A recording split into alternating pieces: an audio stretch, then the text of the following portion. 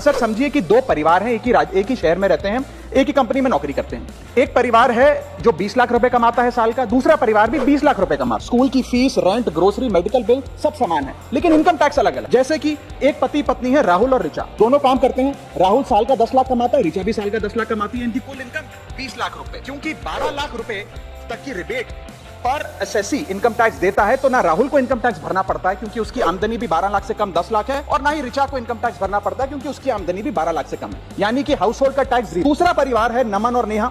नमन साल का 20 लाख रुपए कमाता है और नेहा ने अपनी नौकरी छोड़ दी। वो घर पर बच्चे का ध्यान रखती है, माता पिता की जो बूढ़े हो गए उनका ख्याल रखती है। नमन और नेहा की भी फैमिली इनकम 20 लाख है, लेकिन क्योंकि इंडिविजुअल टैक्सेशन है, नमन को 20 लाख के हिसाब से, स्लैब के हिसाब से इनकम टैक्स भरना पड़ता है 1,92,400 रुपए। और वहीं नेहा, क्योंकि उसकी इनकम नहीं, उसे टैक्स नहीं भरना पड़ता। यानी कि दो परिवार, सेम इनकम, लेकिन एक परिवार को कोई इनकम टैक्स नहीं भरना और दूसरे परिवार को 1,92,000 का टैक्स भरना पड़ता है।